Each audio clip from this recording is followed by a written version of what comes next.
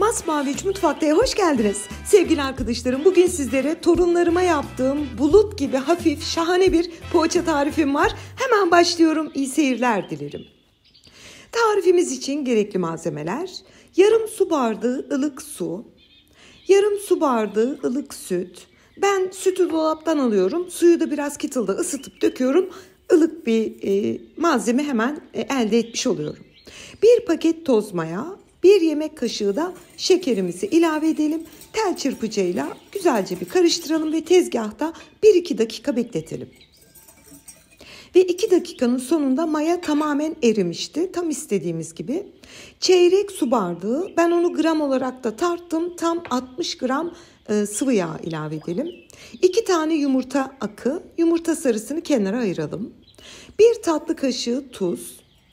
Güzelce karıştıralım. Yani bütün bu malzemeleri mümkün mertebe biraz bağlayın. Yani birbirine bağlanmış olsun. Güzelce karıştırdık. Unumuzu ekleyerek hamurumuzu toplamaya başlayabiliriz. Toplam un miktarımız 3,5 su bardağı, maksimum 4 su bardağı. Tahta kaşıkla şöyle kabaca bir toparlıyorum. Gördüğünüz gibi oldukça cıvık, sünebilen bir hamurumuz var. Bu aşamada topladıktan sonra bir dolu tatlı kaşığı diyebilirim. Yani 30 gram tereyağımızı ilave edip güzelce yoğuralım. Hemen söyleyeyim sevgili arkadaşlarım, bu hamurun özelliği elinize yapışan bir hamur. Yani çok yumuşak bir hamur oluyor. Biraz sonra göreceksiniz, poğaçalar da bildiğiniz bulut gibi çok hafif, çok kabarık poğaçalarımızı elde edeceğiz. Bakın, oldukça yapışkan bir hamur. Elimle 3-4 dakika yoğurdum. Hamurumuzu tekrar kıvamını size göstereyim. Yani elinizi bırakmıyor. Çok cıvık bir hamur. Bu kıvamdaysa tamamdır, mayalanmaya bırakabiliriz. Hamurun yüzeyini önce streç folyo ile bir kapatıyorum. Sonra da bir mutfak havlusuyla örterek mayalanmaya bırakıyorum. Yaklaşık 1 saat sonra hamurumuzun mayası gelmişti. Hemen şöyle size bir göstereyim. Bakın, o minicik hamur ne kadar güzel kabarmış. Şimdi tezgaha biraz un serpelim. Yani sevgili arkadaşlarım, bu tarifte biraz unlu çalışacağız. Yani kenarda ununuz hazır olsun. Ama hani bazen yazıyorsunuz ya, Selva Hanım, yapıyorum poğaçalarım sert oluyor. İşte bu tarifte o risk hiç yok. Yani bu tarifi yapın, sert olma gibi bir lüksü yok bu hamurun. Her halükarda yumuşacık olacak. Şöyle biraz unla ve hamur kartıyla hamuru kabaca bir toparlayıp havasını alıyorum. Ve daha sonra hamur kartıyla da keserek bezeliyorum. Toplam 23 adet beze aldım. Her bir bezemiz oldukça minik olması gerekli. Sevgili arkadaşlarım, çok kabardığı için yani bu hamurdan koca bir tepsi doluyor. Şöyle görüyorsunuz, böyle bir ceviz büyüklüğünde diyebilirim.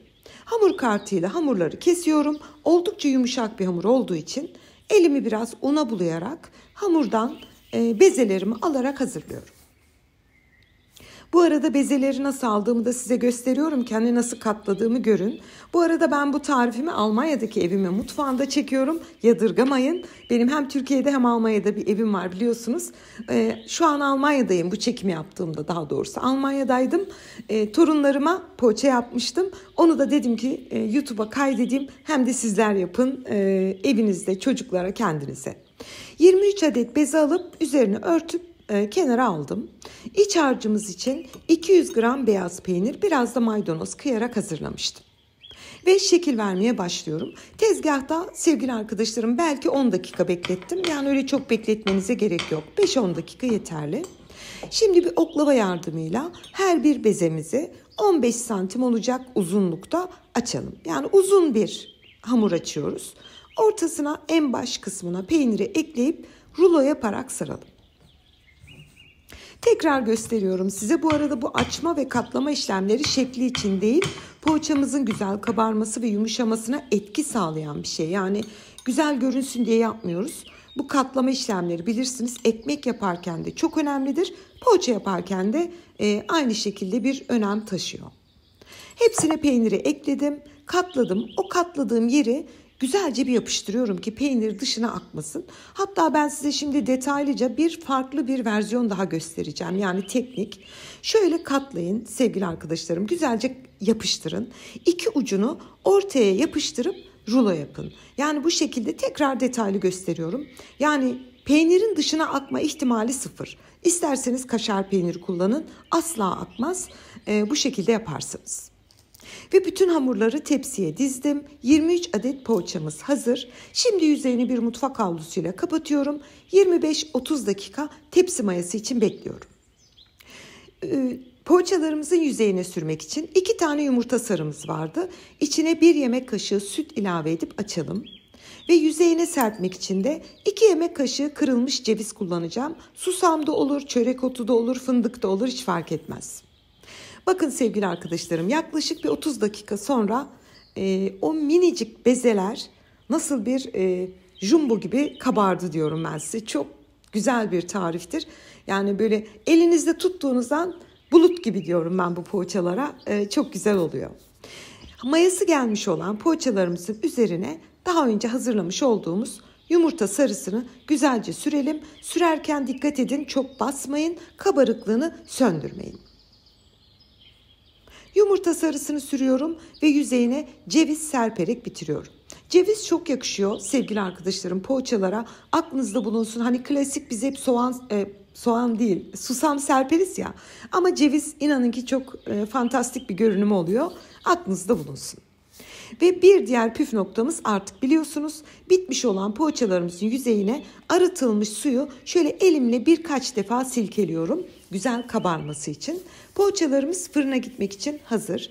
Önceden ısınmış alt üst ayar 180 derece fırında 30-35 dakika pişmeye gönderdim. Ve 35 dakikanın sonunda fırından çıktı. Sevgili arkadaşlarım, fırında bir kat daha kabardı. Bunların hepsi birbirine böyle sarıldı. Ama hiç sorun değil. Bakın şöyle size göstereyim. Çok güzel bir şekilde tel tel birbirinden ayrılıyor. Yani o küçücük ceviz kadar bezenin nasıl bu kadar büyük bir poğaça olduğunu siz tahmin edin, tarifin ne kadar başarılı ve güzel olacağını. Bakın sevgili arkadaşlarım, yapıştığı yeri açtığımda nasıl tel tel bir kek gibi ayrılıyor diyebilirim. Ve poğaçalarımız sunum için hazır. Burada ekipmanlarım çok uzak bir yerdeydi, bulamadım. Bir de çok acelem vardı. Bugün sunumumu böyle çok kısıtlı yaptım, kusuruma bakmayın. Şöyle size bir detaylı gösteriyorum ve büyük bir zevkle doku testine geçiyorum. Bugün sizlere benim 2 tane torunum var. Bilmeyenler için söyleyeyim, Aselim ve Berat'ım. Onlara yaptığım poğaçaları YouTube'a çekmek istedim. Dedim ki bu tarif mükemmel. Bunu mutlaka çekmeliyim. Bakın sevgili arkadaşlarım, yumuşaklığına elinizi değin, bildiğiniz bir bulut. Böyle bir poğaça olamaz. 5-6 tane yiyor bir yetişkin zaten. Çünkü çok hafif. Şimdiden yapacak tüm izleyicilerime afiyet, bal, şifa olsun diyorum. Yeni tariflerimde görüşmek ümidiyle. Hoşça kalın.